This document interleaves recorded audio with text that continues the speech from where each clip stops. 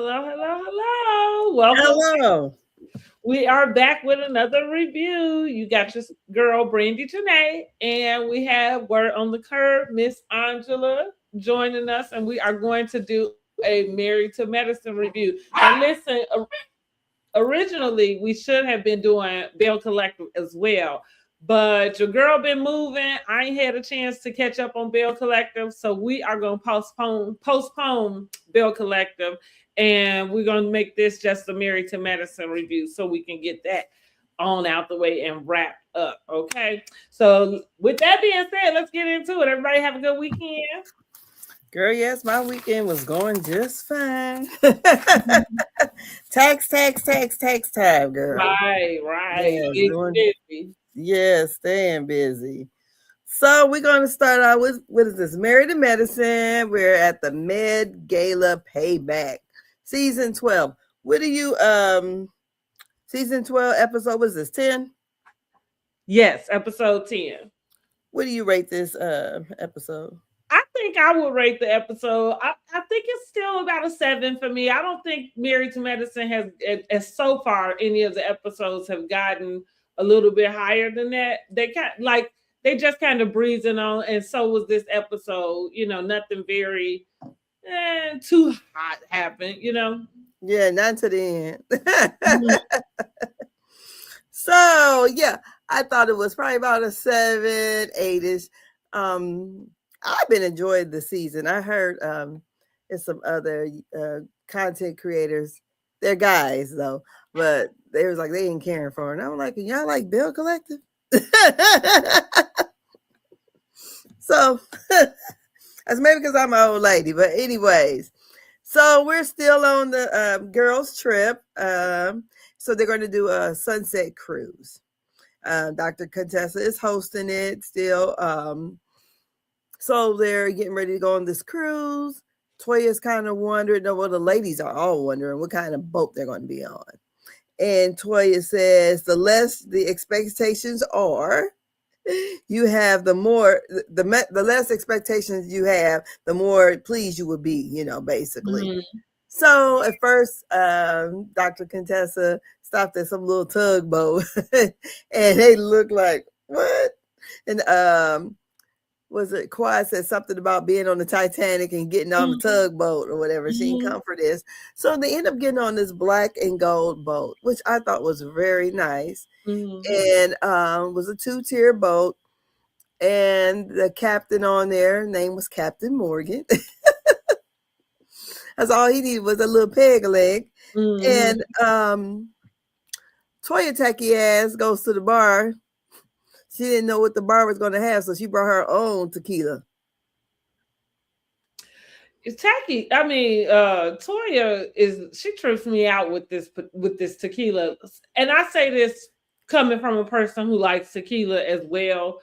That's generally like any drink that I get. I prefer to have tequila as the alcohol. Mm-hmm. And I had been a Patron person as well, even though Patron is not my go-to. That would be the minimum of what I would get. Now I kind of probably, like a Don Julio or something, else. Anyway, I'm saying this to say Toya kills me about this Patron kick that she on because it's not that expensive. It's not like you drinking this high quality tequila. You know what I mean? Yeah, Like, it's not for touched up at all. instance, going back to Ultimate Girls Trip, I don't know if you remember me telling you, or maybe I just said it in the review, but Giselle brought her tequila with her, right? And they had hid it from her. And so she was going off about this bottle. Now I said to myself, and so what she ended up having was the Casa Arzu tequila. So I said, I'm like, when I get somewhere, I'm gonna have to try that, like because the way she wanted that bottle, I need to know what's in it. So I'm only bring her up to say it makes sense to me why she would be, bringing her that particular brand of tequila. But for you to show up somewhere like, where do you think you at that you're not going to get Patron? And if they didn't have Patron, because Patron would be on the lowest scale, it still would be a top shelf drink somewhere. Like if they said they didn't have any top shelf, then they probably don't have Patron, right? They might have like a uh Jose Cuervo or the other one that's real popular now, Himira or something. Anyway, but I'm saying this to say you should have an alternative for where you are. And that's just that. Like I as long as it's clear or the respirato, or I can't say it, but that little brownish tequila, I can do those. Other than that, I don't like. I just laugh at her about that. Like, girl, you just be clowning for no reason. Exactly. Yeah, like reason. Like it's not even that serious. And again, it's not like you brought some $200 tequila. Like you brought a $50 bottle of Patron. Are you kidding me? Girl, bye. Yeah. She says she can't drink vodka because vodka makes her too. Well, I agree. I don't drink vodka either for that reason. So what does it do? I feel like vodka, when I drink vodka, first of all, the hangover is worse. But I do think that I'm more reactive, would be the better word. So that just would depend.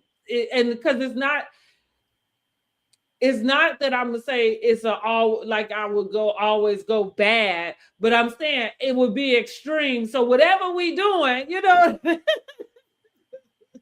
I think that's the opposite effect on Toya. Seems like that dang or whatever she's drinking make her extreme.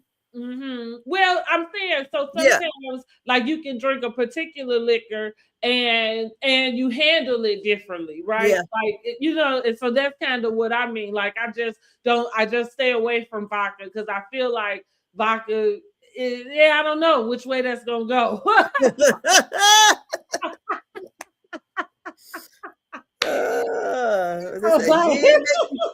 Gin make you sin, brown make you clown. Right, okay.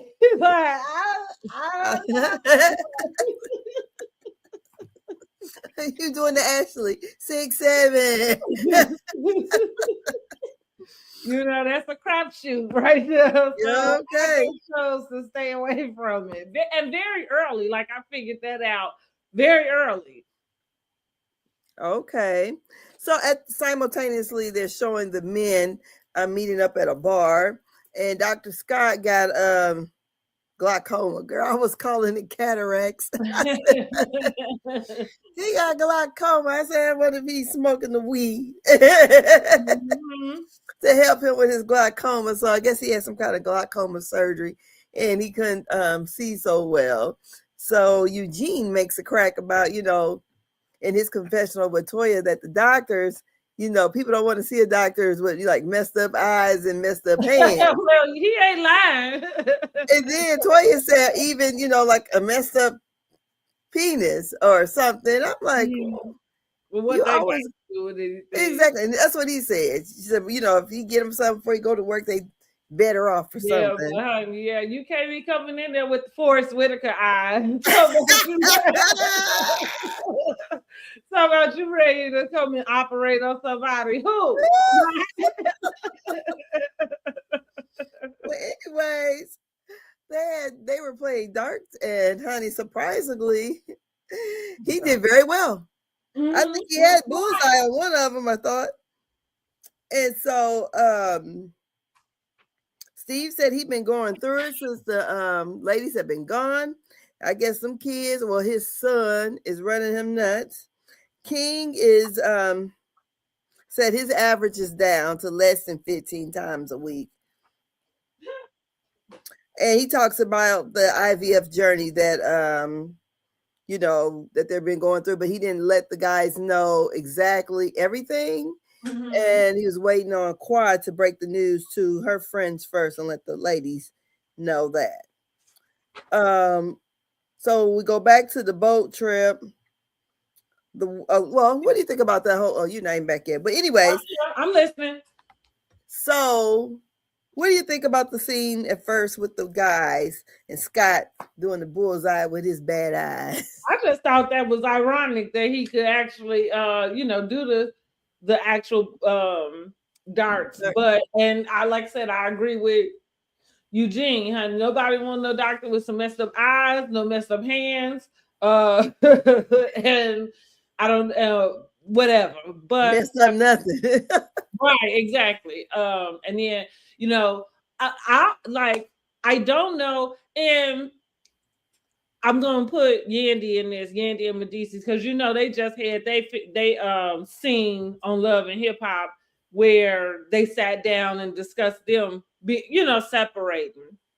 And so, oh God, you are just being bad, boy. Okay. You want all the attention, y'all. Michael Jackson, Prince Michael Jackson over there cutting up. Prince Michael Jackson cutting up. Let me see. Cutting up as soon as we go online. Thank God I ain't got no kids here right now myself. But anyways, I thought that it was something that Scott had threw the dart there, and it was nice that King did not spill the beans yet. But honey, King on this little man's little outing, he is chatty Cathy. Or chatty catty or whatever you call it. I think he kind of zesty and sassy to me. Okay, so I'm glad. Well, here's what I was gonna say about this. I told y'all last week that I feel like now that we do have confirmation that they're broken up and it's not just speculation. And then the second part for them to come or Quad specifically to come and give the information that they was broken up months ago, sometime in 2025, right? And so I said last week, like that made me think about that conversation we saw where they found out that the eggs didn't make it, and they talked about doing another round, and King said what he said because again, that I don't know how you had I don't know. I don't know how you had that conversation with somebody if this is the plan for y'all moving forward, and then he says no and y'all continue to stay together. Like that does like I don't know that it's kind of like somebody proposing to somebody, they say no, but you continue to stay in a relationship with them. I don't understand. I don't think that ever works. You know what I mean? So with that being said, for this week, him coming in to say like, oh, his 15 times a week have dwindled down. It's kind of like I'm wondering if we already saw the breakup and if everything that we see after this, even on the show, is more of a for filming purposes. Right? Yeah. And also, because I'm saying too, as fans, so I brought Mendices and Yandy into this because, of course, with them and their situation, everybody's like, oh, that they're acting and they don't believe that the scene is real. And I'm saying this to say two things can be true. Like people are entitled to live out a life and live out and go through things that all of the public are not seeing at the time that it happened. And you also are allowed when you on some type of show like this to come back and present whatever it is, you know what I mean, that took place. I mean, I don't necessarily see that as being deceitful or lying or anything. I think that's okay. But in Quad and King's case, the question I have is not were they ever together, because I saw some of that type of chatter online. But my more so question is about let me see. Oh, okay, thank you. Let's see. There we go. My more so question is just kind of like, was this storyline motivated in the first place? Because even the whole journey of fertility and her doing this, it feels rushed and fast. I understand her age might have a lot to do with that. But I wonder what are we going to see Quad do at this point? Like, is this going to be something she continues? Or was it something that was specific to him? You know what I mean? Which to me makes it storyline specific. Okay. I girl, I don't know. It might be specific to him, as far as wanting a baby with him. Thought that Mm-hmm. maybe his genes may look good with her genes, and Mm-hmm. that whether they stay together or not, this is who I would want to have a baby with. Mm-hmm. If she's wanting to still have a baby, I think I would do what Ebony K. Williams did, and go that route if that's what she just wants. Um, do I feel like they were already broken up? Well, they definitely probably was broken up by the time they started doing those confessionals, anyways. Right. So he played along, you know, at the beginning, and I don't know, because when we get to it in this episode, when he says, "Ain't no baby in you nowhere" or something like that, and I thought, and she was saying we have to be intentional with our words or whatever. Mm-hmm.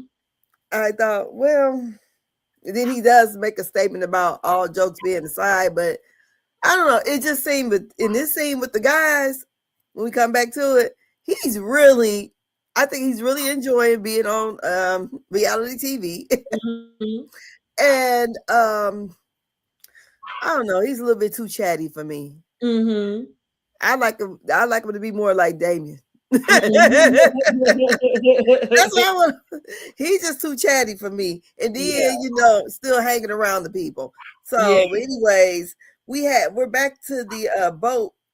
We have Contessa talking to just congratulating the ladies and thinking about, how far they made it, and basically everybody's in a good place. Heavily puts a big kiss on on Dr. Simone. Dr. Simone says that was the kiss of the end of the friendship. She is she's like she's up and it's stuck. Mm-hmm. And she Mm-hmm. ain't letting it go. So when they asked her if she was all right with it, she's all right with it being on my lips. She was like, they was like, no, are you all right with her? She was like, no. Yeah. That's it, Yeah. basically. So then Quad asked the ladies, can we dance? So what did you think about Dr. Heavenly trying to smooth it over with a kiss? I didn't know what to really think about it. Me either. I think that it's just, I think that Dr. Heavenly is doing what she needs to do for television. And she's not realizing that Dr. Simone is speaking from like out of a personal, like I think with reality TV, sometimes the whole thing is like, I think some Heavenly specifically might expect her friends to be okay with certain things to take place on camera because it's for the show, but then off camera be able to like come back from it. And I don't think she realized that this is a decision for Simone that is personal too, not just part of the show. Yeah. But I mean, the scene was a fluffer for me. I didn't, it was just like, oh, okay. Contessa, I thought she did good with the yacht, and yeah. So the ladies are dancing, and Dr. Heavenly got questions about the way the angel shakes her tail feather. Mm-hmm, mm-hmm, Angel was built. mm-hmm. I will say that she's built. Or I like both. this. I mean, I don't know. What you mean? I don't know. I don't give a damn if she has surgery or not. It looks nice. So, Yeah, so I don't know what. I feel like this. So I think I'm forever going to. Okay, I'm not against cosmetic surgery. Let's just start there. So everything that I say after that, it doesn't mean that I disagree with anybody getting cosmetic surgery. If there's probably maybe something I might get at some point. However, comma, it might be my age, it might be my generation, it might be the way I grew up, but I am very much more partial to natural bodies, however way those come. And so when it comes to you going down to have some surgery, the expectation is that it should be perfect, right? So But did she? Are you saying she'd had surgery? That's not her I natural would body. believe so. I kind of believe. Now I can't say one way or the other if she has. That would be something she would admit. But to me, and I feel like maybe I go that way because all the girls look the same. Like, see, like that's for me what I like about natural is that you every you own what you have. And not to say shape people can have similar shapes. Like we know like the what was it 24-30 the what's the 24, 36. I mean, 36, 24, 36. right, Mm-hmm. so we know like that in our mind. So I'm saying people can strive to achieve those types of measurements, but I like I say I just like more so when a person shows up as like that. Because again, if you're going to get a mommy makeover or something, then you should come out looking like that, but now you got a whole bunch of women that all look the same because you know what I mean, like because they all going to get nipped and tucked. And so I don't know. Like she is, don't get me wrong. I'm not trying to hate on the girl. She's a beautiful girl. Her body is nice. I do like I kind of like Portia. I think that's more like I said, if I ever went to the doctor, I'd be asking for Portia's body. Her booty is too big. Well, It's too big. I just put my booty always too big. So I'm like, Mine is too big too, but hers is too big. Her back looks sway to me. Yeah, well, mine used to look like that before I lost this weight. But well, I got a big booty, but Portia look like she walk like she's. You know how people walking like they walking and they sticking their butt out. That's what it looks like to me. To her. Yeah, and she ain't. So that's the funny thing. But like I said, I'm not hating on Angel at all. I guess I don't give that many props to a person's body when you the win and laid on somebody's table. And I don't know that to be a fact for sure for her. I just associate her with the group of women I met her with. And so my assumption, because that's what they all have done, is that she has to. That's all. Oh. I mean, just putting it plainly, that's my assumption. So Quiet got hers done too. I don't know.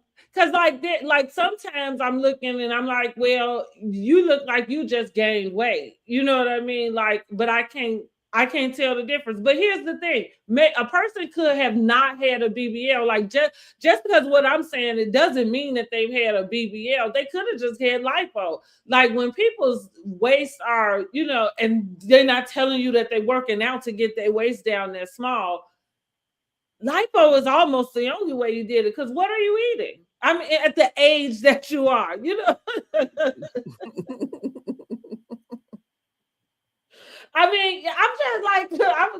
just keeping it 100, right? Girl, she doing nurse stuff, so.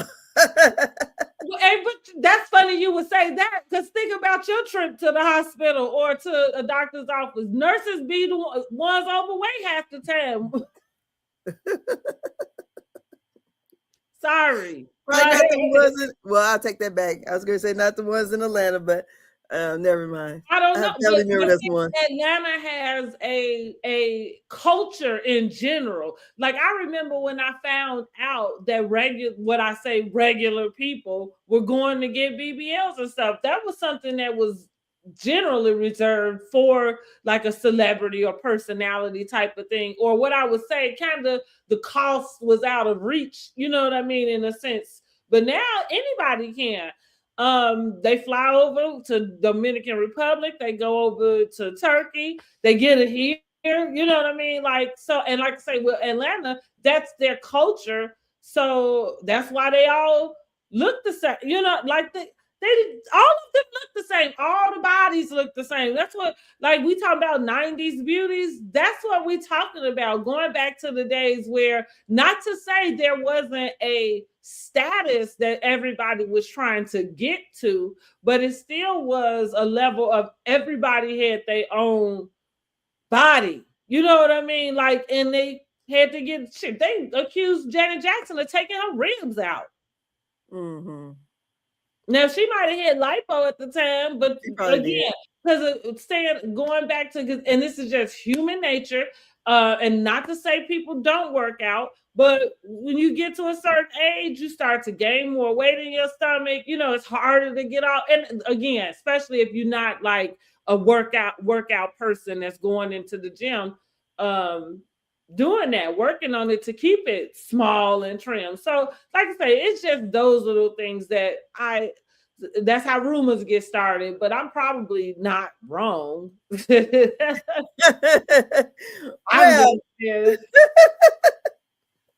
it still look nice. It does. And so, right, because I don't want anybody to assume that I'm hating on the girl. The girl is beautiful, and that she does have a nice body, right? As you, all I'm saying is you should, if you have. They should, but a lot of them don't when they get it done. Stuff don't match to me, and when you can look at it and say, "Oh, that's okay." But you know, it's funny you would say that, because I do think that there's a way where those, like, that kind of is why we need to appreciate natural, going back to natural. I think that there can be natural bodies that look like what you're saying. You know, you think about the people, like the people that have them, you know, whatever that is in the front. My mama calls it a hugger. You know, they say, I think well, and I ain't even talking about the fupa. I'm talking about whatever is bigger than that, like look like a whole extra stomach type of deal. And so I'm saying, or you got people who, you know, got them wide shoulders and them skinny little bodies, you know, like you know, legs and waist. V-shape. So, right, you know, so that's the thing. Like, part of human nature is that we have all of these ebbs and flows, but at this point, you don't know what's what, because you don't know what's what. You know what I'm saying? Like, because it's natural people who could, like, my body looks like a BBL body, but it's not, which is crazy, but it's not. Well, these days they thinking most people who got big booties, and that's where I tend to gain most of my weight in my ass. That's right. I can't put my kids in my hips and my butt. All my kids. Oh, Jesus. Mm-hmm. Oh, my goodness. To your point, that's what I knew. Whenever I gained weight, that is where the majority of it would go. Girl, just dragging my ass down. Oh, this ass I'm dragging. But anyways, so where we're at. So the men and King are together. They're still playing shooting darts or whatever. And King tells the men that the women are upset with Toya for not supporting Dr. Haviland. And Eugene says she showed up. That was support. And I'm like, really? She had a call time? That was part of her getting paid. But, you know, I feel like he's going to ride out with her. So what do you think about King? You know, I feel like we talked about that last week, right? I think for me, just instantly, I would just love to see them support her, period. Like, and when I say support her, cheer her on this journey, you know. Now, in the spirit of being authentic, if you have feelings about not wanting to be behind her, then I guess don't be behind her. So it's kind of like, why show up to cause, you know what I mean, confusion? Because that's the part that's not support, right? You know what I'm saying? Mm-hmm. Now, where Eugene is concerned, same as Damon, same as anybody's husband, when it boiled down to it, he's supposed to back his wife. And I guess, you know, that's his defense. But it was lame for me, because if she went there to go and poke fun at what was happening, then that wasn't being supportive. You there in the wrong capacity, So, and you you know, should stay home. David made his statement. You know, he says Heavenly's going to win everyone over, and whether she choose to support her or not, it's fine with him, basically. So move on. Let's let this go. Whatever. The Dr. Heavenly decides to have a town hall on the boat. Now I don't know what possessed her to do this, but well, she producing, which that's the reason why they need to remove Dr. Heavenly. Whenever these housewives, especially if it's obvious producing, like I think the way Giselle produces, it's just more messy based, so it doesn't feel so obvious. But Dr. Heavenly swears she one of the producers, honey, and that's when it's time for you to go because you wasn't hired to produce. But There, go yes. ahead. So Brandy is the one who asks the question about Dr. Heavenly being on a reality show and all of her antics that she did, and does she, you know, how would she be able to win people over when they see her being messy, being loud, and acting a fool on TV? So Dr. Heavenly basically says, I don't have a felony. I ran businesses. I have a business in that area. I'm a mother. So then Dr. Simone goes, well, I guess anybody who runs a business can run. I can run myself.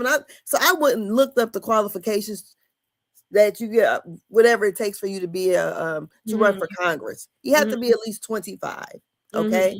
You have to be 25. Nothing in there says that you had to have like so many degrees or whatever. No, you don't. Yeah. So you have to be 25 years old, live in the area that you're running for. And God, what was the other one? 25, live there. You have to live there like so many years prior to running. And it was something else that was real minor. And be a citizen of the United States, basically. But it was nothing, you know, you think that, oh, you have to have some kind of doctrines or you have to have. Well, I knew that you didn't, but yeah, I knew that too. But some people think, you know, you have to have so many things. No, you just have to be 25 to run. It sounds like with Toya's rebuttal to her. Because even with the reality TV, so with Brandy's question, when she was asking it, I just kind of was thinking to myself, I wonder what does that have to do with anything, right? Like, what does that have to do? We're not watching her be like despicable. You know what I'm saying? Like you know, and when I'm saying like, no, has she said your mama?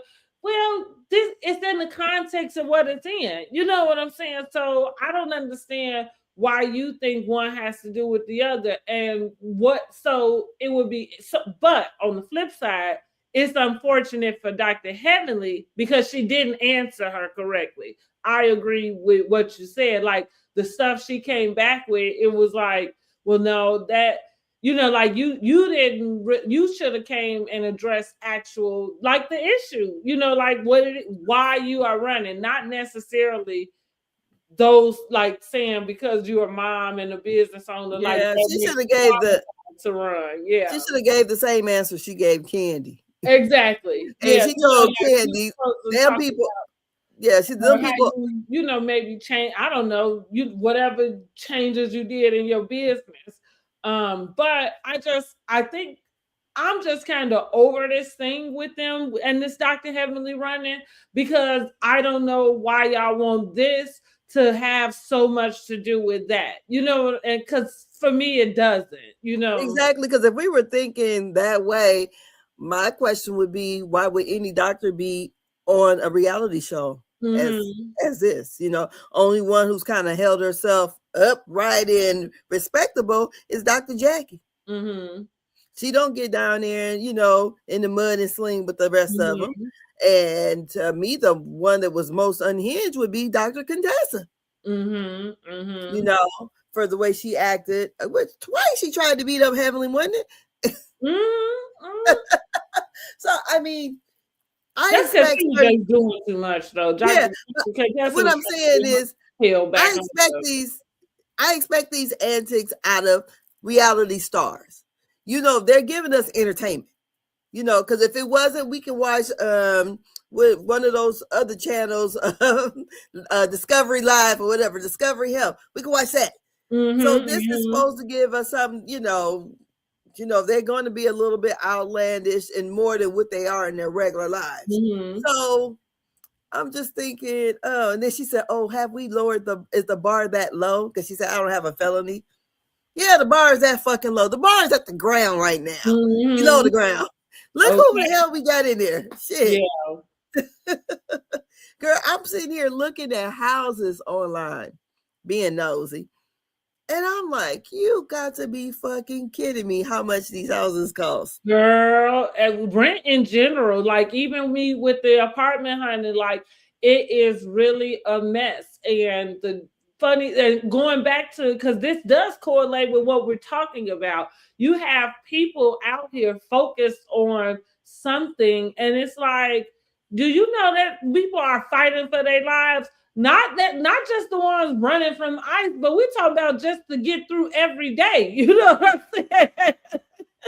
Yeah, and her platform is talking about making things affordable. Yeah, Yes. like yes, like that. It's like we have to stop letting the idea, some of these things in politics be so distracting and distorting and take you away from what your focus needs to be on. You know what I'm saying?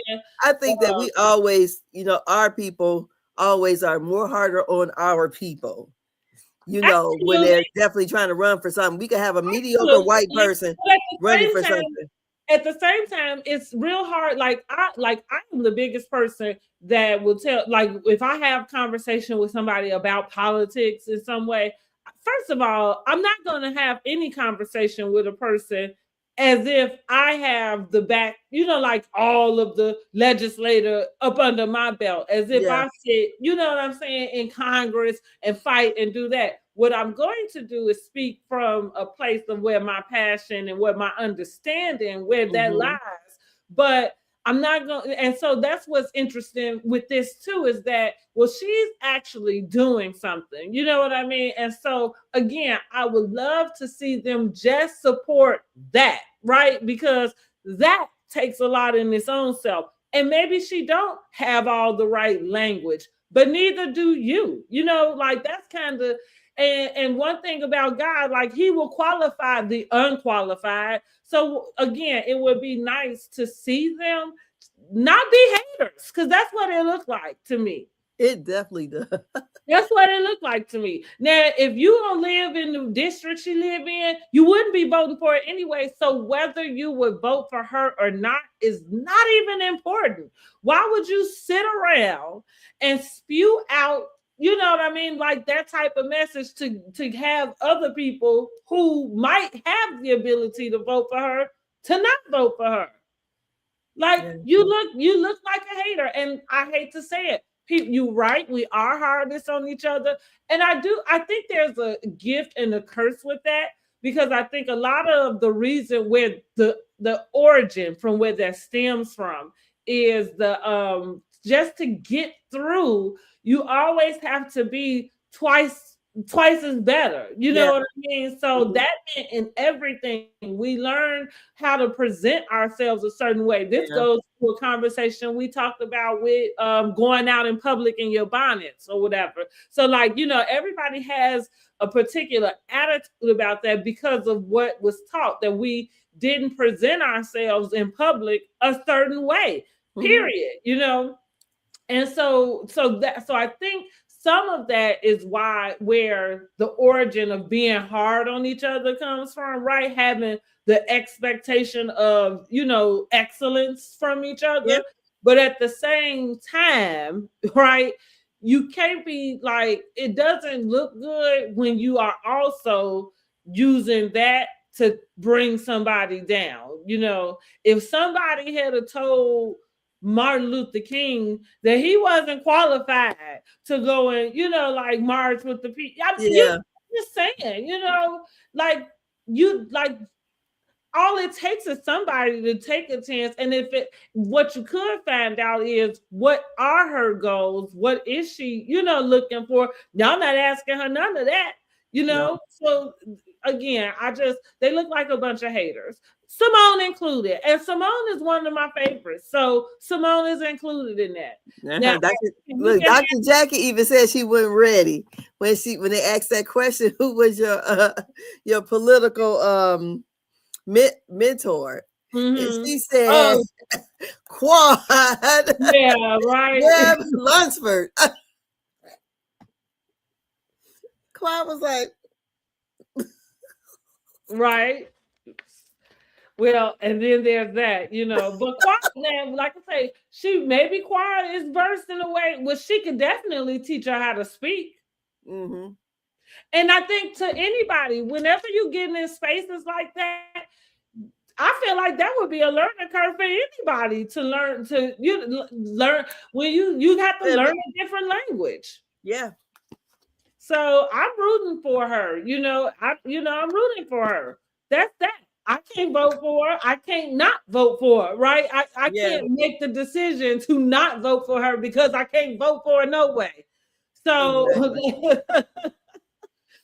so yeah, I'm rooting for her. I think I root for anybody who has the gumption to do that. Yes, that they ain't never done, and then to do something that takes other people along with you too. Yeah, you go, girl. Because we had a little young man here that he was running for city council, and he went to daycare with my kids, and and I was like, oh, look at him. Yeah. And so basically, he didn't win. He's a young guy, but like how we ended up with the mayor we got. She was on the city council. We got a black mayor, a black female mayor, and that would have been totally unheard of. But the guy who was our mayor, he got sick right after he won again.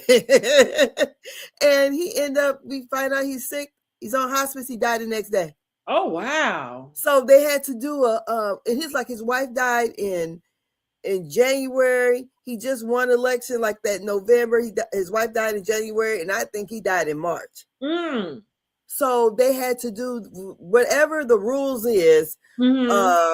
I guess whoever the people on the city council, the Democrats pick, because the Republicans was trying to jump in there. They're like, oh no, we got a Democrat mayor. This is how we went. And they did the choosing, and she won. I was like, Sharon Tucker, she's my age, black girl, went to one of the high schools around here. Oh, look at this. Look at God. So, but yeah, I think anytime anybody was trying to run for political office and want to do good, want to do something outside of themselves, want to help other people, I think it's great. I really do. And I know some of them are probably, trying to. I hate that they're not supporting her too, because I hate that it's going to come down to it, because right now they're doing the primaries. I hate that they are bashing her. Some of them are. If I didn't have nothing good, I just wouldn't say it.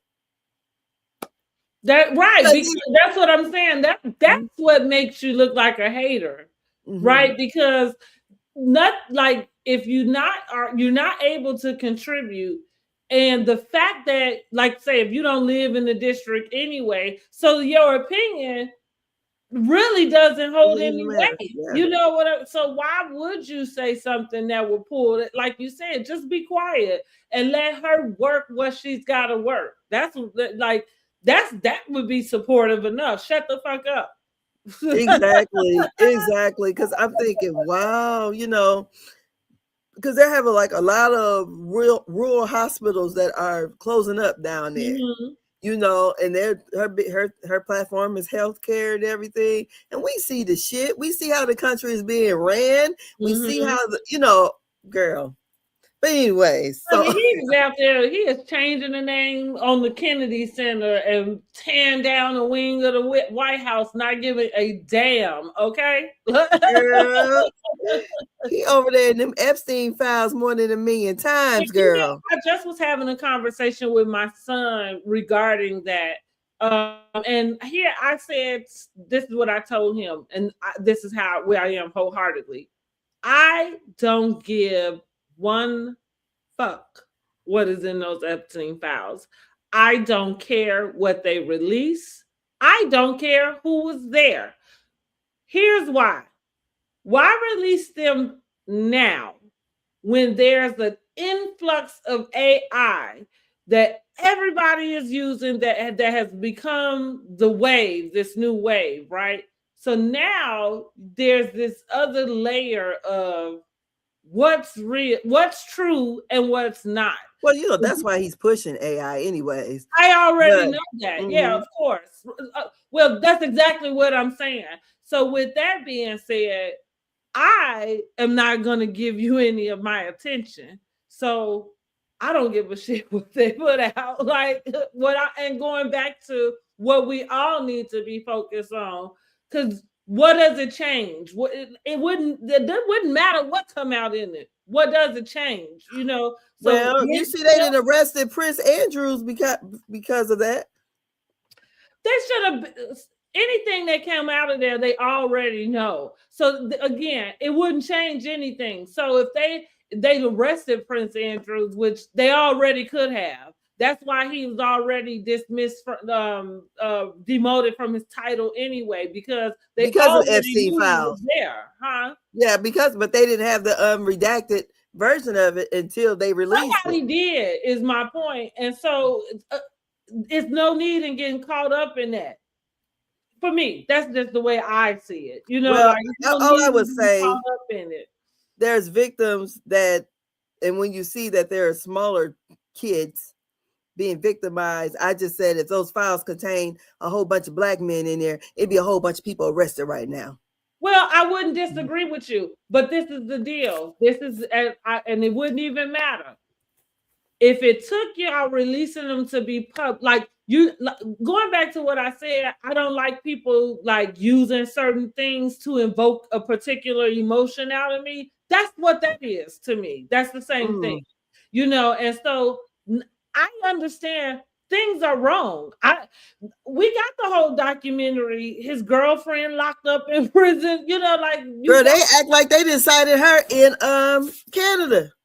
I don't know. Yeah. All I'm saying is they're giving out information that they already know. So if there was anything that they were going to do about it, you don't need to wait to make it public to do it. You could have done things about it. Everything that they're releasing, they've known about. You the one, they just letting you in on it, or whatever it is they want to present to you. So that's going. So again, for me, I am not going to let something I can't even verify as true or false.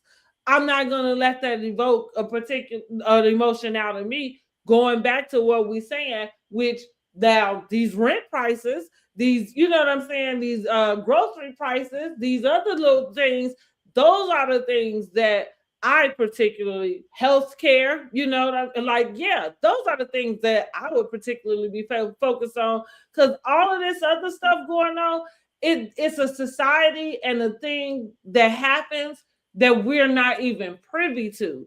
And so just because they give you something, you got to know they only gonna give you what they want in order to get a particular something out of it, listen, y'all gonna laugh at me. I was in the car because Prince Michael Jackson, I was letting him listen to some Michael Jackson songs so he can know, about his namesake. Anyway, Smooth Criminal came on, right? Smooth Criminal is a song that has always been rumored to have been about the Night Stalker, which was a serial killer back in some time frame. As I listened to the song, or as I was singing it, right, and the words was resonating, like even celebrities, I think that's it's a society of their own. So I think that people are privy to things, whether they say it or not, that the rest of us don't know.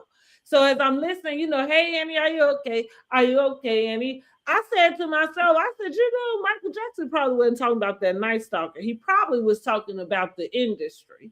Like as we began to find out how all of these high-end execs have, utilized their power Yeah. to take advantage of people in certain ways. And somebody as big as Michael Jackson, again, probably has been privy. I'm not even assuming that he's participated, but again, privy to being in the rooms where shit that shouldn't be happening. Hey, like I say, we gotta ask these people, like, are you okay, Annie? Annie, are you okay? Annie, are you okay? Are you okay, Annie? You've been hit by, you've been stuck by, criminal, right? And so just think about those words, right? Because how could you be hit by a smooth criminal? That got to be somebody who done did something criminal and was able to get away with it without nobody knowing. Girl, y'all stick with now. I go down some rabbit holes, but I promise I'm gonna make it make sense, right? We done went from the election, voting for heavily, to the Epstein file. Right. Eddie, are you okay? See what you get with us? It makes sense, but right, but that's where I listen. So back to heavenly. I think we get distracted with all kind of other stuff, and like I said, that's not the importance of it. And I just it's always an ugly trait when I see somebody purposely trying to bring somebody else down. Because especially like, since they always say about their businesses and whatever, this would be something that would be about her career. Mm-hmm. And she's not saying don't go to Dr. Simone's OBGYN or GYN. Don't go. She ain't got no business playing it between your legs. Right. Like her patients say she misdiagnosing, because that would be what would be what you would say about somebody, that she misdiagnosed people, that she ain't catching stuff. Right. Mm-hmm. But like you said, ain't nobody said nothing about your medical care to your patients. No. She called her a fool. And they don't want it. We know that you're not. You can't get through medical school. You know what I mean? Now, exactly. One joke we said when I was in medical billing was even the person with the lowest score in the class graduated doctor. Yeah. I mean, you do that. And when you go meet your doctors, you don't know where they was at in their class. Like, you don't know if they was at the top. You don't know if they was at the bottom. You don't know if they, slid on, just barely made it. But either way, everybody graduated doctor. Mm-hmm. Yes. So, anyways, so Dr. Contessa asked her about some questions, and it was funny because, I think Heavily was feeling, the women are getting bored with this, so let me go ahead and act a fool. She started acting like Trump, kind of get out of that. And so the women, they all get ready to go back to the Airbnb, and basically Contessa said the boat ride was calm, and Dr. Simone said, yeah, it was calm because we had no real conversations.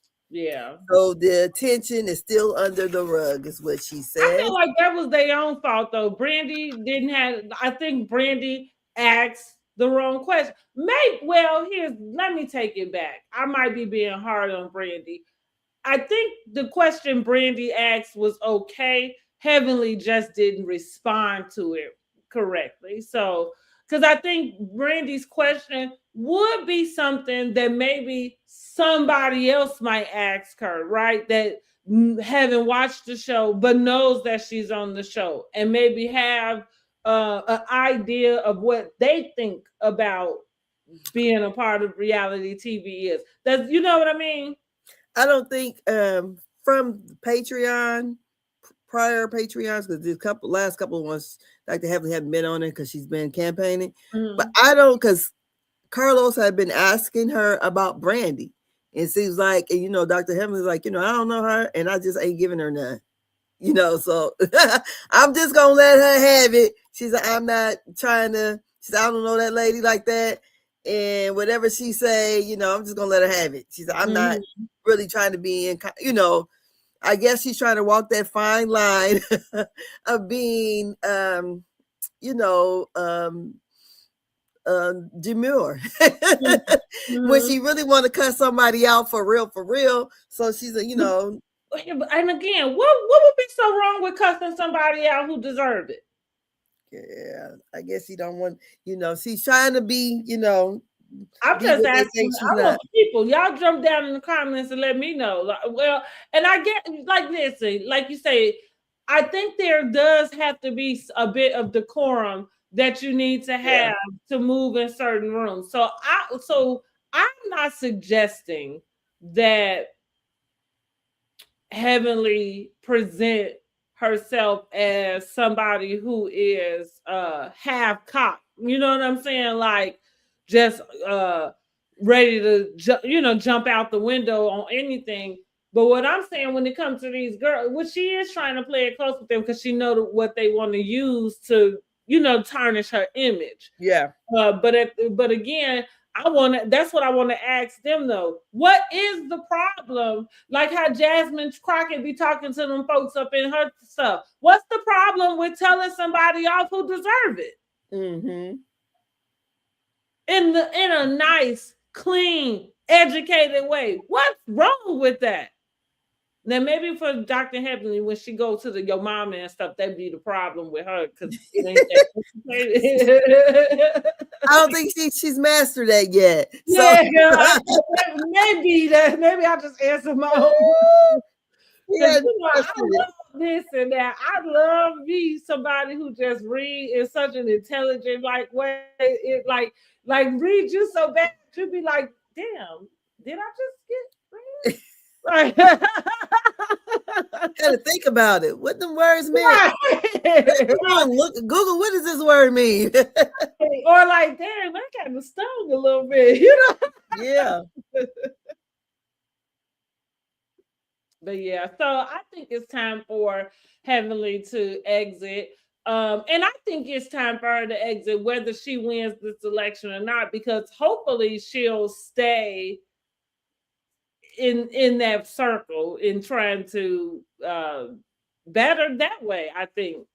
And maybe she can go back to reviewing Married to Medicine and it'd be all right because she off of it, I guess. But if she in office, I don't think she should have time to be reviewing that. It's funny. I used to make fun of Candy about that. Like, how the fuck you got time to do parodies? I mean, and you the whole damn cast in full costume. Like, you ain't got shit to do, girl. Girl, I guess she said that's how she gonna make some money. Well, clearly, I mean, I'm saying, like shit. So I got time. And speaking of, because that was the end of this episode, right? Well, they have the next day at the brunch. The brunch, and they're going to leave, and that's when they are talking about the Med Gala. Oh, right. And Toya basically says, hold on, because I was writing two different things. Hold on a second. Toya was talking to the ladies about the Med Gala and how she got people to donate like $8,000 already and stuff. And she was saying like how the women had to come up and pay so much. Dr. Contessa said, if we got 250 people to come, you sold that many tickets, you should be all right. And they said, no, the problem is you need the money up front. And they was like, yeah, that's what you needed. And that's what we asked you. They said the thing of it was before that was their thing. And Dr. Heavenly and Quad said, no, it was always all of our thing. Mm-hmm. That was something we all put together. We're always working, you just did not want to agree. Be a part of it. Mm-hmm. Yes. So she's basically saying, shit, well, I'm over it now. And y'all all need to fall in line. Mm-hmm. So then, they stopped talking about the Met Gala because Quad had something to get off her chest. So she started crying and let them know about her failed attempt at having a baby this time. So, what do you think about all that? Well, first of all, I wish that Toya had the language to explain what it is she's saying. I understood where not without her not being, I guess forthcoming or accountable would be the word about her non-participation in the first two. However, what she did in her contribution was she legalized what their idea is. And Oh, so now we ain't got that far yet. hmm? We haven't got that far yet, though. I mean, it's in the same conversation, right? Though, No, no, when they get back to Atlanta, that's when she gonna meet with Dr. Jackie. no, I thought so. That's what she was saying to them at that conversation, though, No, because that's well, she was explaining how she was able to get donors and stuff. So, with that being said, because like she's like, right, you have to formulate like a corporation, and then you have to yes, but we ain't assign. there yet. We I ain't there know, yet. but what I'm saying, even she already knows, like her and Jackie, even though we didn't see that conversation, that's what she already know that that's what they was doing. So part of her saying, I've already gotten so many people to be able to donate is her kind of telling them that this is her contribution. Like this is what she's doing to make up for her non-contribution. So with that being said, I just like I said, I wish she would have had a better language to be able to at least explain herself. But they been doing having to get other people to donate. Remember, because last year it was Phaedra said that she can get so much Right, money but too. so I'm talking not just using the word donate, because right, but we're talking like actually legalize where you actually, you know that doing filing taxes with, so because like for instance, when you donate to a charity, generally you supposed to be able to, like they were saying, people businesses looking for write-offs, right? So you donate somewhere, but they have to be registered with with something so that you can go back and write that off. So if they had not been, none of those people was able to do anything with the money that they donated. So that's I'm saying, like so saying that you donated, that's fine. What she did was just take that and legalize the whole process so that it not only just benefits what your goal is, it'll be like the opportunity that you would give to other people to give them something that they might need to be able to get off. You know what I'm saying? Yeah, but she didn't explain that part yet, though. Yeah.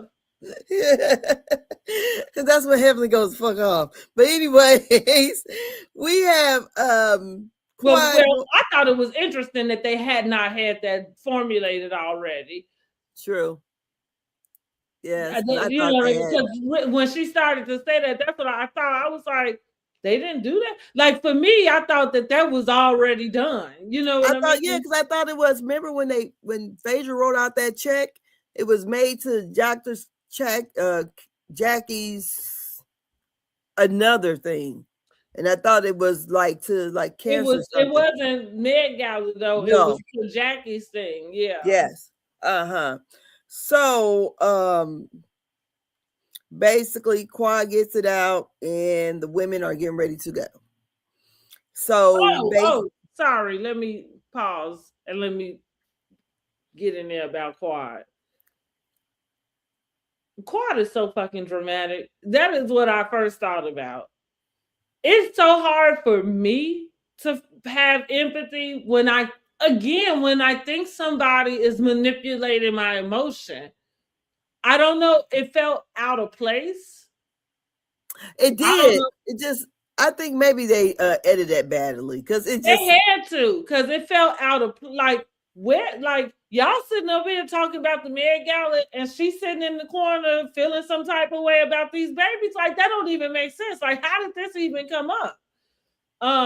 So yeah, if they edited badly, then po quad, because they continue to edit you as this over dramatic person, and that's coming from somebody, because I'm pretty dramatic my damn self. I don't hate I don't hate dramatics, but I don't like dramatics that are manipulating people's emotions. So I felt that way at the time. I thought it was inappropriate. I didn't understand why she picked that moment. Do you think production wanted her to say it then? That's what it seemed. That's what it looked like. Like somebody shot it, said, gave her a note in the ear. She just blurted it out. Like,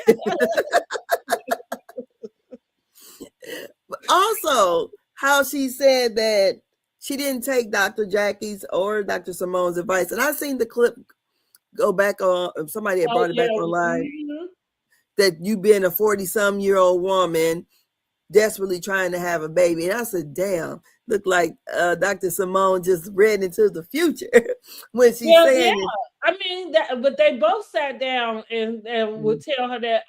That's what I'm saying. Like, it's so interesting to have, excuse me, been somebody that's watched her through this, you know? And so that's why I'm saying, like, remember I said to you, like, I actually had really determined that she didn't want kids, but wouldn't verbalize that, because people get kind of mangled, you know what I'm saying, about that. So it was, because that was the impression I was getting from everything that was taking place, because they talked to her about that multiple times, you know what I mean? Like, and they GYNs, you know what I mean? Like, it's not like you sitting down with your girlfriend and she's like me, just some regular, you know what I'm saying? Like, whatever her job is, and she's just giving you some advice. You talking to doctors who test women and have to sit down with women, you know what I'm saying, every day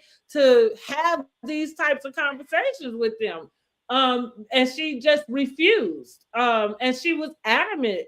So that's, like I say, for me, I just thought that, and maybe she was not naive. Like, that's kind of the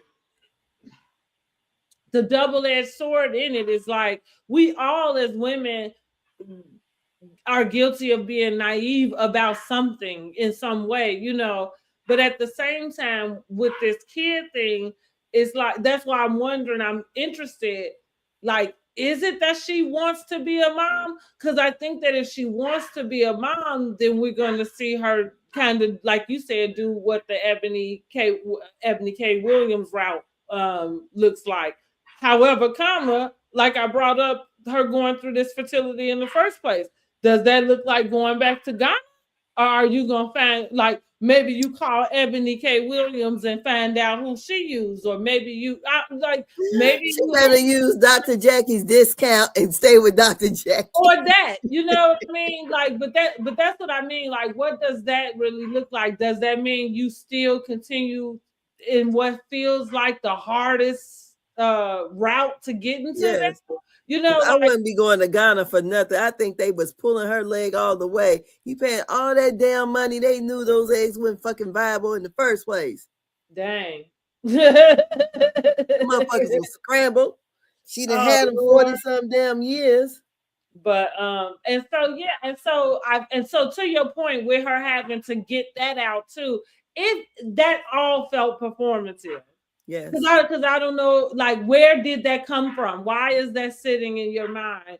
And I get, maybe it is sitting in her mind just because it would be something like, I know you told me, you know, like, woo, and now here I am. But I just have a hard time believing her with this. I really do. I hate to say this because I know how important it is to some women about being moms, but I do think that, not that she doesn't want to be a mom, but I do think that this was more about story. Yeah. I also think too that in the, you know, when they were doing all that, talking to her about, you know, fertility issues or whatever, I think she probably just thought, it's not going to happen to me, you know, because a lot of times when you're young, you think about that shit.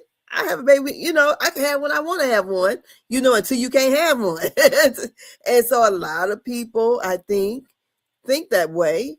I can have a baby until they can't get one. And now she's seeing that, okay, if you really wanted one, it might be, so if she really wants a kid, she might just go ahead and adopt. Yeah, I think I like you say, I think that's the naive part of it also. Mm-hmm. And then too, we have to at least give space for the evolution of things. Like there, like sometimes, like that was during a time where freezing your eggs, it like people looked at it differently. You know what I mean? Even these fertility, like today, it's so popular that now that everybody talks about it, everybody, and everybody uses it as an option. But I remember back around that time, The right? test tube Like, babies. yeah, and it was taboo. Nobody Yes. really wanted to say that they had, or even when it came to surrogates, right? Nobody It's wanted. just like Mhm, Mariah Carey. She didn't use her own eggs. mhm. I But didn't then- know and that. but for me, that's something that I didn't know because, to your point, that's not something that seems like she is like open about. I had no Oh, idea. she was open about it, and because her eggs were not viable, so Mhm, she had used donated eggs mhm. and Nick sperm. Okay, and I said see, them but kids that is don't, like that. So that's and again. she carried them. And so that would be another route for quad. So again, it would be interesting to see what the next step looked like, right? Like for her, and I would just be interested to see that. I'm okay with her. With people are entitled to change their minds. You know Yeah. what I mean? Like I'm not saying just because she said it this year and did all this that she got to stick to it. But what I am saying is, you're not going to use this to try to evoke an emotion out of me when I kind of already see it one way as far as I'm concerned. So Mm. yeah, I mean, Girl, but they got King speaking somewhere, girl. I gotta watch this episode. okay. But yeah, He's but good speaking. luck to her, however way that Yes. comes out. Good luck to her. Oh, she said, "That's my Mhm. man right there, girl. I gotta play this back. I'm recording it." Okay. But yeah, I don't know. I have two cousins that were not able to conceive. So I mean, well, they did conceive, but ended up in miscarriages. They didn't have children. One cousin adopted, and when she adopted, they adopted children. Like the marriage was over with. Mm. So that was the end of that. But then one other cousin just never. I guess it never worked out for her. So Mhm. And so that's the thing too, with like going back to Quad and King, and at the point and now they're broken up. Like what people really don't realize, or at least put enough thought into, and any of this, none of this stuff will you ever know till you get there. You know what I'm saying? Like mhm. you said, like she thought wouldn't be her. Like I said on the last live. Well, most of us, I think all girls probably thought they couldn't have kids until they had one, like because when you ain't never experienced something, you just feel like you can't, you know what I'm saying?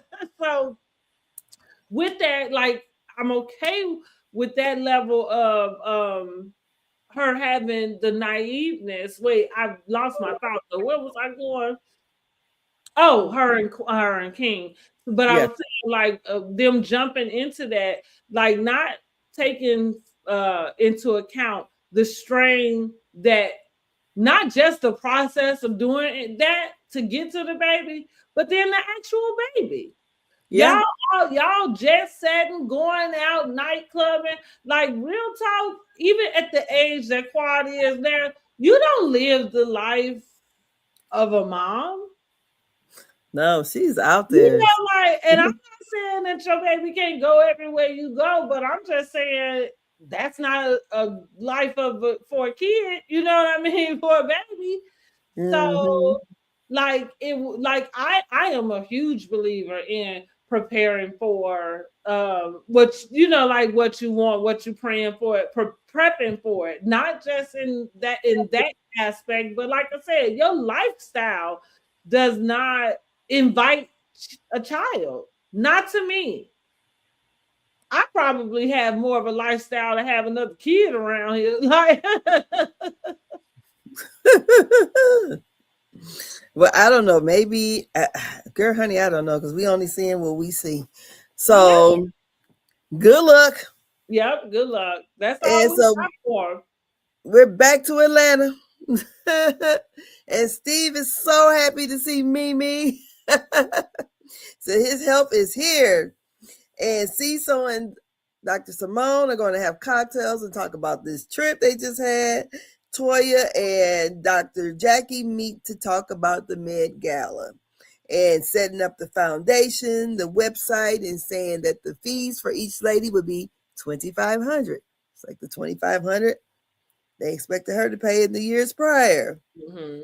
Dr. Jackie is letting her know that she's having a photo shoot with the scrubs. It's his clinic to cocktails.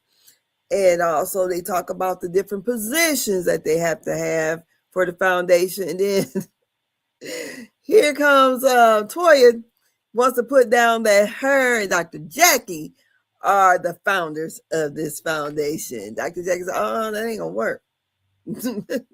No, you want them women to participate, and they have participated all these other years, and we're gonna say we are the founders of Med Gala.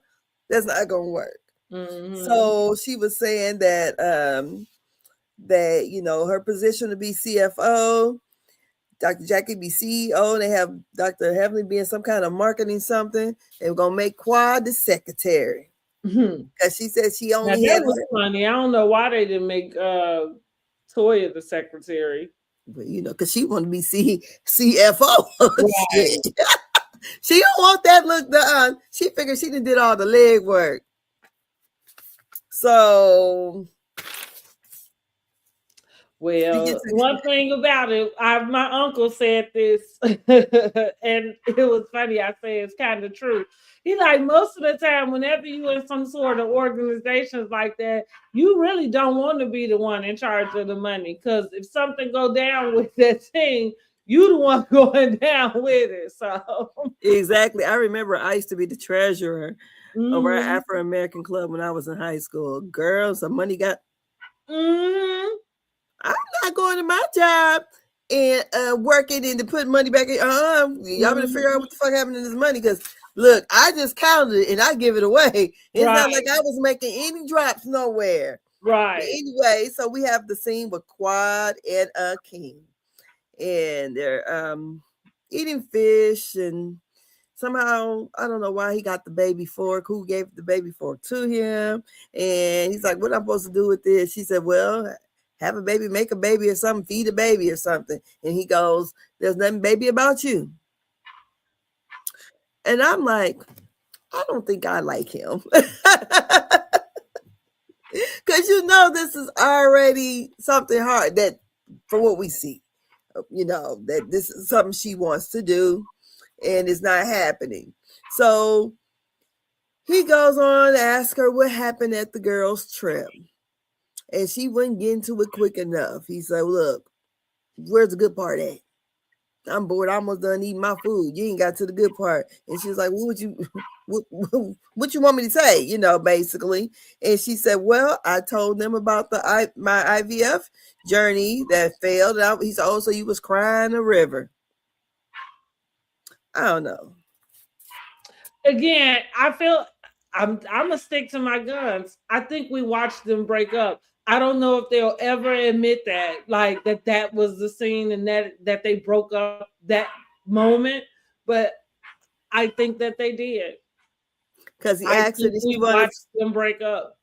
He asked her, did she want to try again? She said, I think we need to, take a couple months off to figure out things. That's what she said. And he said, oh, like go on vacations, I just thought, oh, it was, that scene was a little bit hard to watch a little bit. Because, yeah, it did seem like right after that, they had to break up or either, look, you can talk like this to me. And she told him, we have to be intentional of the words we say. He said, well, I don't agree. That's why I said I think they bro. I think that was something, or maybe they were still in this like try to make it work phase, or clearly there was a disconnect between them. And for me, they couldn't have been together because you didn't turn around and sleep with that man after you know what I'm saying that. Like so, I don't. Yeah, I'm almost certain that even at that table, they was broken up already. Well, but on this episode here, you got to see it. I don't know. I don't, but you know what, too? I don't know if these things are filmed in order, how they put it together, so Yeah, we don't if they know. Yeah. shown to you, yeah, in like in actual chrono, and Yeah. that's the reason why we don't know what time of usually unless it's like a holiday or something, we generally don't know what date it is that they doing stuff. And I feel like it's for that reason, so that they can just make a show and that it doesn't have to fall in any chronological type of timing. Which that's what's funny about the Mm, public because they forget that too, you know. yeah. So now we're at the photo shoot with Derek Blanks and Dr. Jackie's scrub line called Dues. And we have Quad, Dr. Heavenly, Toya, and Contessa. Dr. Simone is on call, so she's not there. The newbies are not invited. So, um, Dr. Contessa, when she wears the scrub, she looks very nice. I mean, and that's what Dr. Heavenly said. I can understand why they want the models to be tall and slim because it looked Mhm. really good on her. I thought out of all of them, I thought she looked the best in it. Mhm. Um, Toya said the scrubs is like weave. Everybody is getting coming out with a line now. Quad says that she's a natural in front of the Toya is a hater. who Toya. girl. Yeah, Toya is a hater. Because, first of all, how many restaurants sell hamburgers? Like, shut the F up, number one. But the second thing is, it's not like Jackie's not a doctor who wears scrubs every day. Like it literally fits right in line with what she doing. So it makes sense to me she would have a scrub line. yeah. Girl, she's a hater. Because Go. I'm telling you, if this show ends today, what is her other line of I money don't coming know. in? Maybe Instagram. Maybe she get got him. She'll be posting for brands and stuff like the rest of us, I guess. Girl, oh, okay. After this, I tell you about some stuff. Okay, but anyways, um, Quad also says that Toya is rhythmless nation, and Heavenly should be a trash bag model because she's always got that stink face going on. Mhm. So Toya wants to talk to the ladies about the Med Gala again, about the $2,500. And Quad was like, well, who didn't pay their $2,500 before? And she said, but I'm the host now, so things are different, and y'all need to fall in line. She also apologizes. And Quad says, not so quick, basically. Maybe we should, let you do your own thing and we can pick back up next year. So, because Quad says she doesn't feel supportive right now. Toya says they need to stop living in the past. So, she was talking about getting a corporation and getting corporate sponsors, and that she and Jackie was CEO and she was CFO. Dr. Heavenly was like, what? Don't give the bitch the checkbook that can't pay her taxes, is what Dr. Heavenly said. And she was saying that, yeah, Quiet, we want you to be secretary. Quiet said Mhm. she was already somebody's loving secretary. And she ain't about to be one for them. So Heavenly, was like, no, it's the way y'all presented this to us. We were supposed to have a meeting and everybody can, say what positions they want to be, especially being the fact that she ain't participating did shit the last 2 years.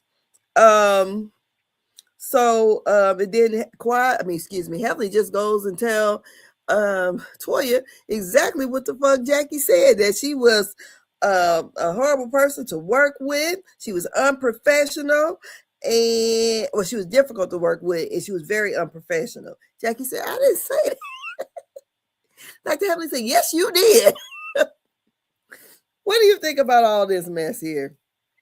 Well, I agree with Heavenly. Like that's what I was saying. I wish that Toya had the verbiage to be able to present that to them differently, because I think if she did, I feel like she could explain it to them. Like you get the sponsors so that eventually y'all not putting in y'all money. We have money to put on what we want to do.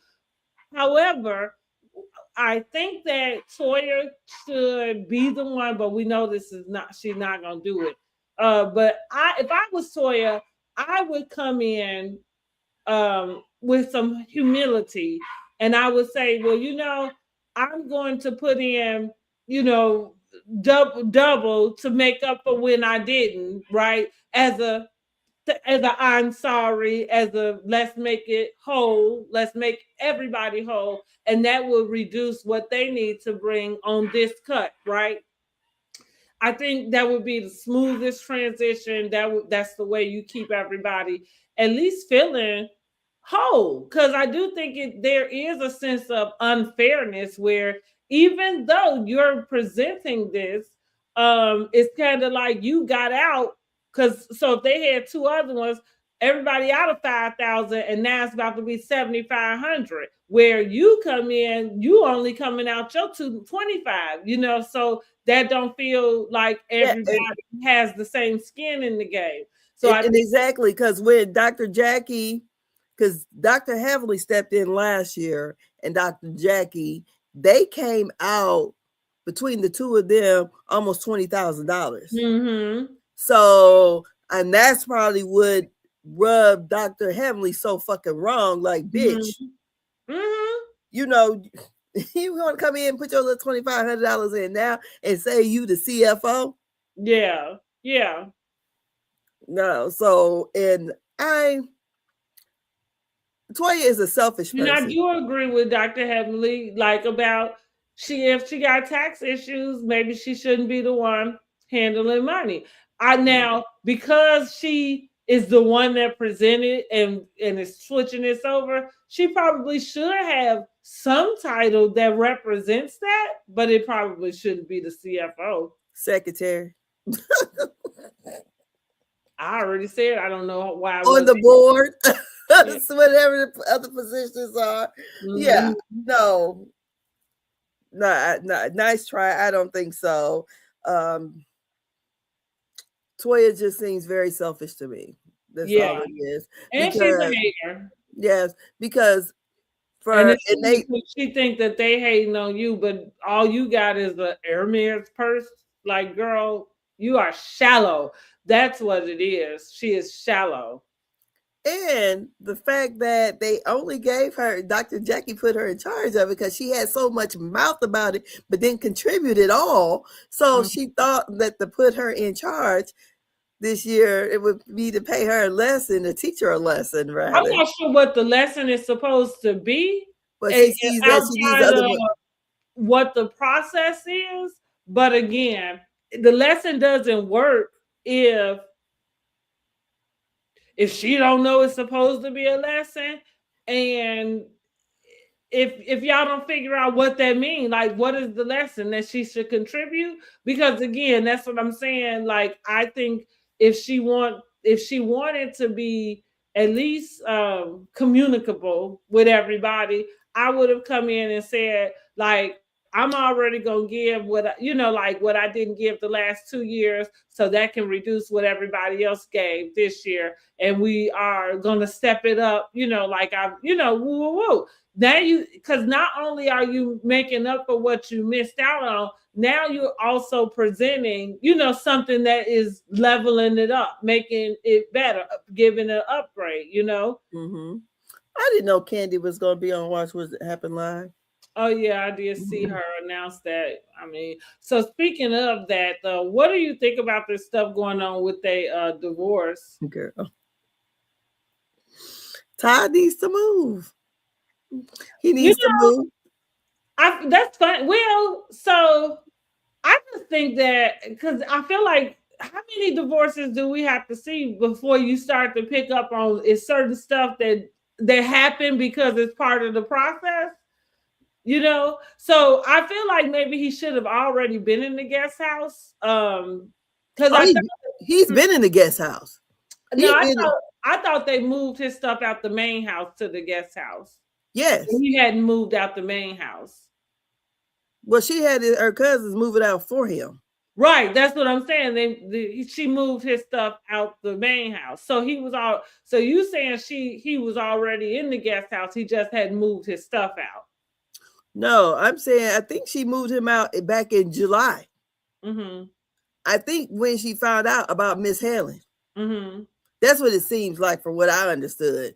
It wasn't when she filed for divorce because she said that they had been separated for a while. Mm-hmm. And he'd been over there. Now, if he's not going to contribute to any of the bills over there, I don't get that part. Hmm. Not that he's supposed to be at home. He's not the kids are not babies. They're in school. Plus they have a nanny. I don't understand why he's not contributing to anything. Well, I'm not gonna try to take up a tie because that's not what my stance about it. But what I am gonna say is, it's it's an interesting place to be in because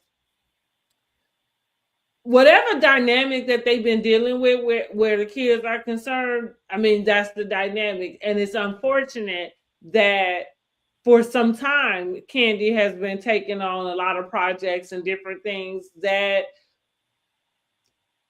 whatever we want to say about the primary caregiver and what that looks like, I mean, if you on Broadway and you over here, and you on tour for half the world, like it's clear that you're not the one at home with your kid.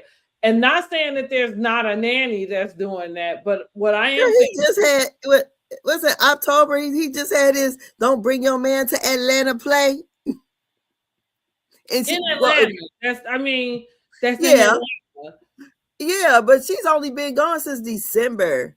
Well, you're talking about Broadway right now that she happens to be doing right now. I'm speaking about throughout the tour, duration. yes.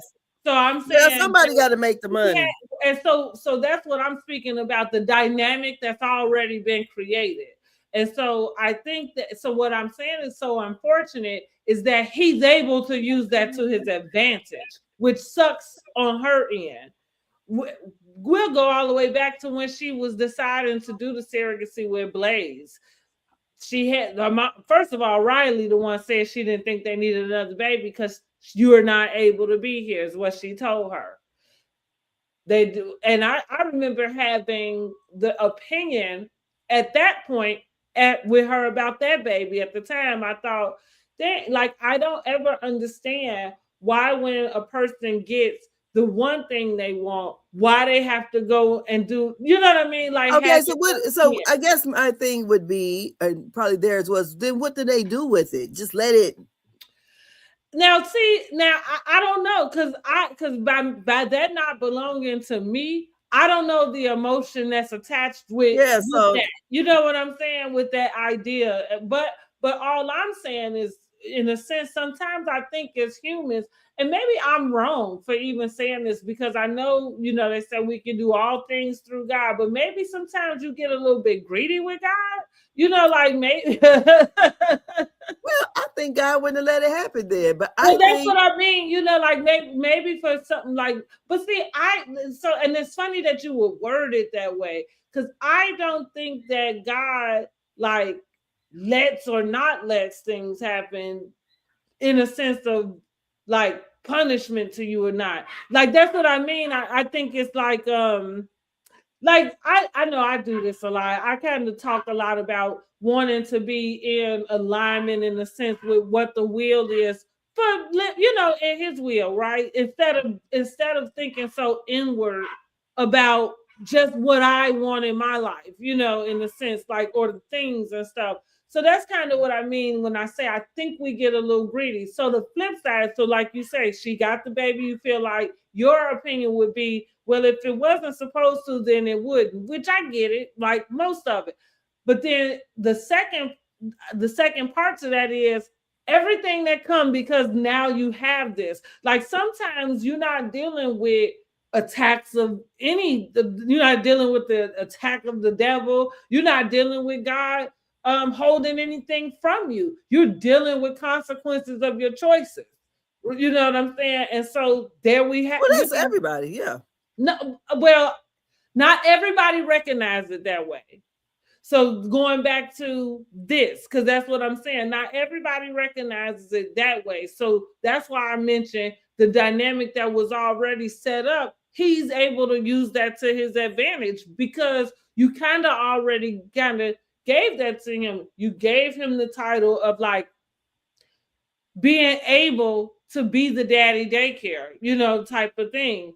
Flip the role. And so now it sucks because it feels like he's using that against you. And so, I know as a woman, as a mom, like you feel like, well, what am I supposed to do? That's the part about being a mom, right? Sometimes you have to sacrifice yourself for your kids. Like that's just what it is. So that might mean some of the opportunities you want, you might have to say no to. Now is so that so I think what she's going through with Todd is just a consequence of really, I guess, not preparing fully for an outcome, like because I don't know, you thought that he wouldn't, like probably want to keep the kid because him making sure that he has any like partial custody, joint custody, or whatever, that helps him on any type of payment he would have to, give in child support, which that would be the smartest thing for any man to do. And that also keeps you involved in their lives. But I'm just saying, I think I would think that joint custody is the fairest and smartest thing. She was going for joint custody at first until he asked for That's sole for custody. primary, yeah. Yeah. But that's all I'm saying is that she's giving him this leeway to be able to. That's it. And also the flip side, like she could say, well, he got a nanny and this and that. All of that is fine and dandy because that's always happened. And that's the only reason why he got the upper hand to be able to ask for primary custody. Oh, but he don't got the nanny. She do. He not paying for shit. I'm not saying he paying for it. I'm saying you can't use the fact that there's a nanny around to disrupt like what his involvement is. You've already set this up this way. Like he is, so that's why he feels like he can take that role that's why he's using her work against her as the primary caretaker. Because he was like more of the secondary caretaker. Now, as far as paying the bills and stuff go, I'm still gonna go back on whatever the dynamic had been. You know what I'm saying before.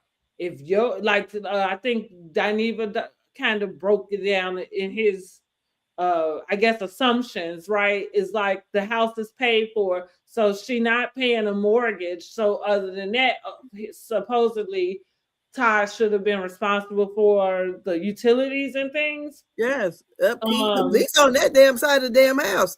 Fucking utilities is high. I mean, he over there saying. So, now I don't know if there's something in her prenup, that covers that. You know what I mean? But it seemed like she in a rock and a hard place. So hopefully they just go ahead and get this divorce taken care of. I feel like like I said, joint custody is the most fairest thing. So hopefully they just get it down to that. I don't think it's right for Todd to be asking for primary custody, but I'm saying I understand why he is. Yeah, for a chick. I mean, for sure.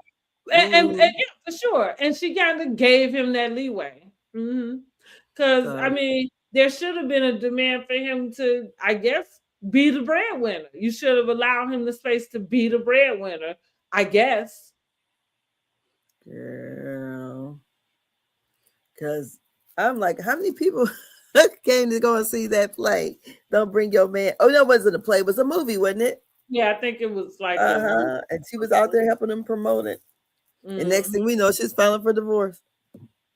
Honey, they probably was talking about Yandy and Mendices because, honey, that's what it seemed like happened to them. Honey, they moved to Atlanta. The next thing you know, now they not. We already know they weren't ever legally married, but they sure are broken up. And you know, I'm really sad for their little family. I like Yandy. I like Mendices. I've watched their whole little journey on love and hip hop.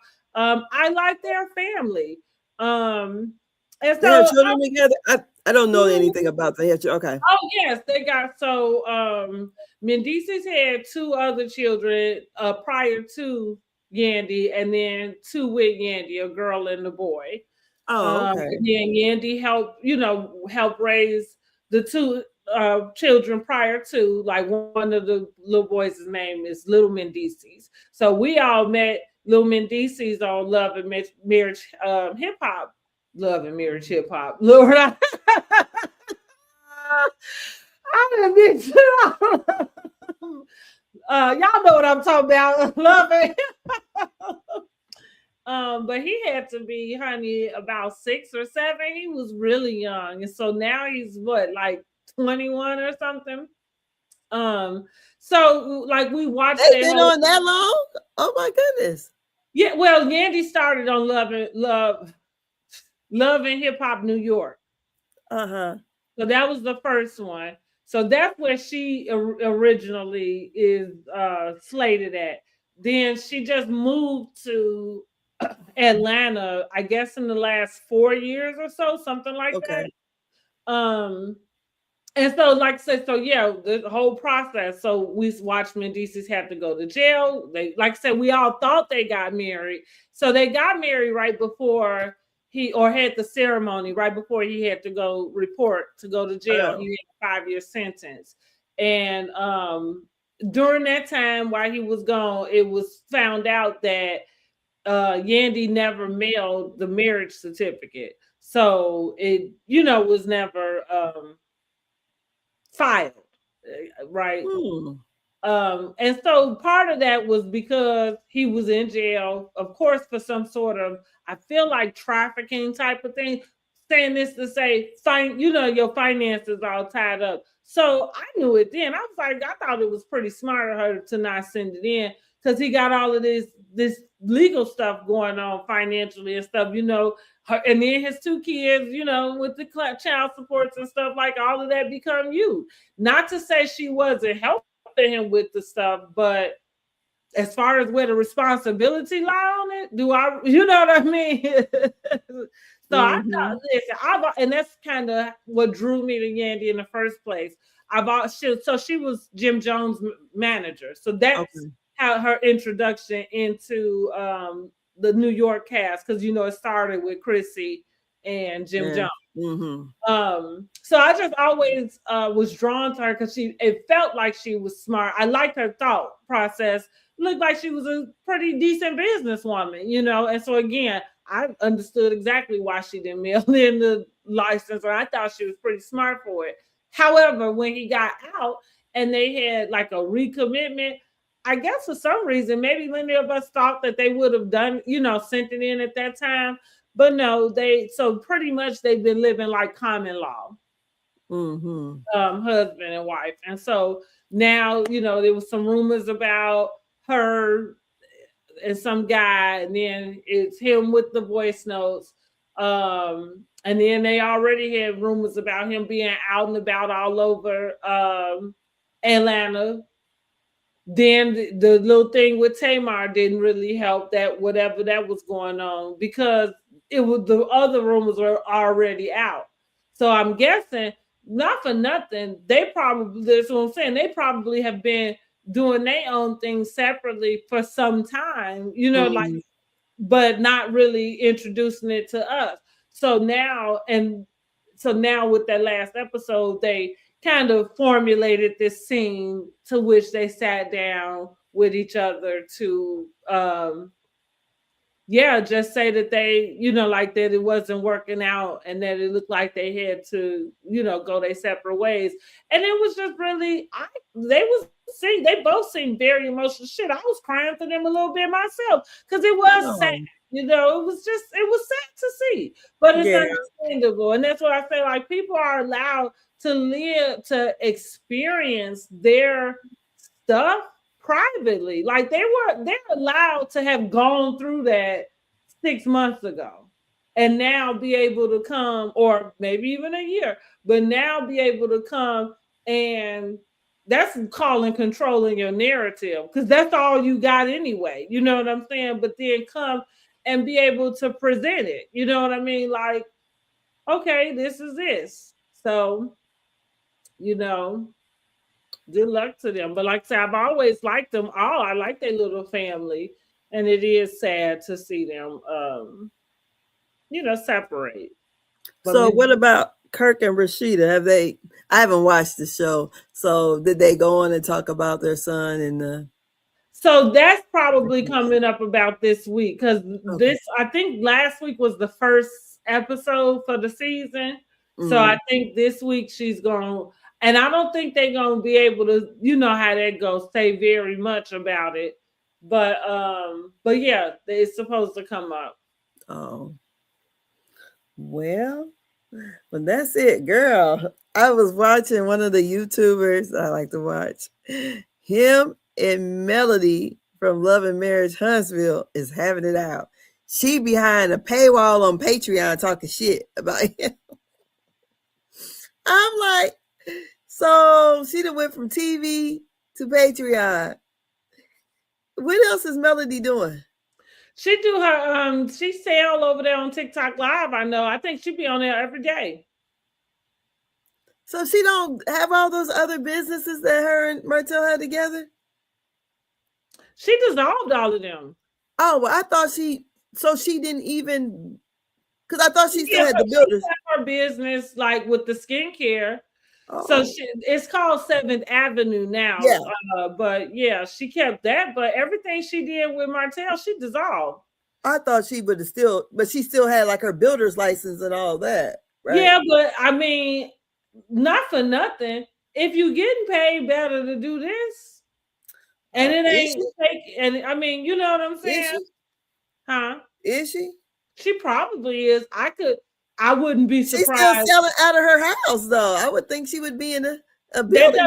doesn't, listen, don't ever underestimate any of that. Because even when you say she's still selling out her house, first of all, you know how big that house is. The second thing is, have you seen the setup that she got? She on her way.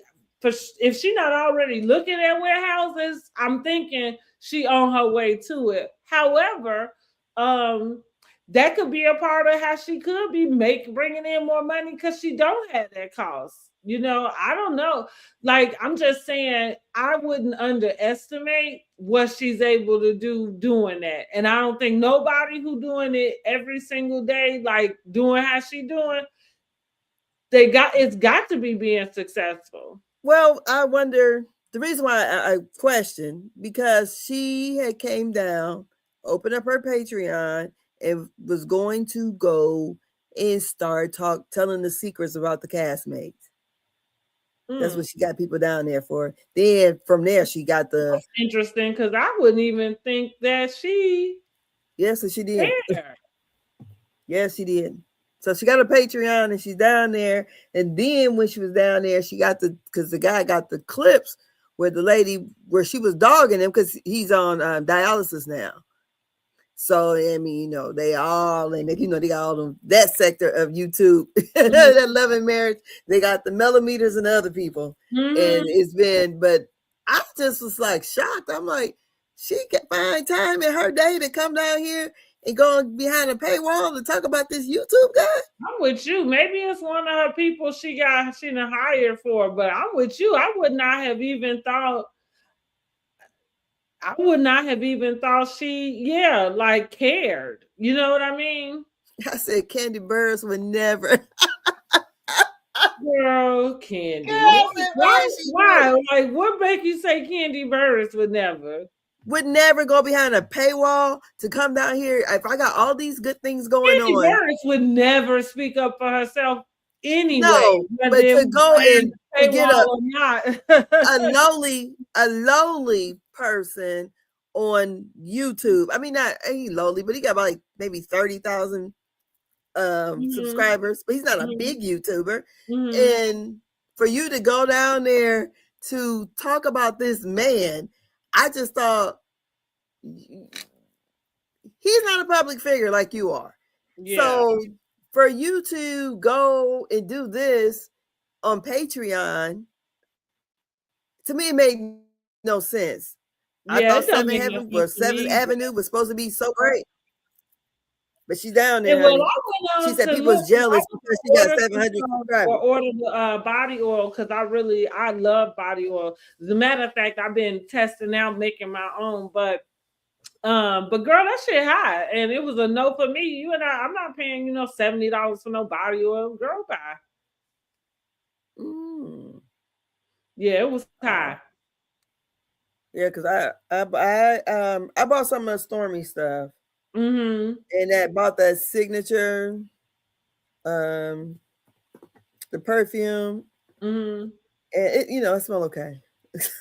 I have not bought any. It was $100 stuff that's new. The only thing that I have used was the hair products. I used the canvas. I like the body glazes, but I don't think, and that's probably why I didn't. Cause it's nothing specific to her. I just don't. I like to say I like body oils, but for me, smells is something. Like I don't like smelling. I don't want to smell sweet like strawberries or what I mean, cake and shit. I like. I like smelling like like I don't know, like clean, fresh,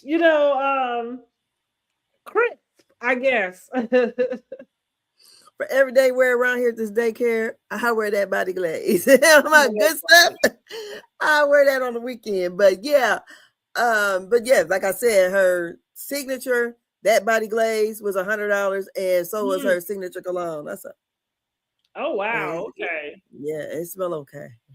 Yeah, I wasn't. I mean, it ain't that great. I got better. Melody Hurley, because I'm not. You won't get that out of me. I mean, the packaging is nice, though. I would say that it's real nice, but maybe it smells better on other people. But it's just, to me, it's like, okay. Nothing right home. I like my Lancome better.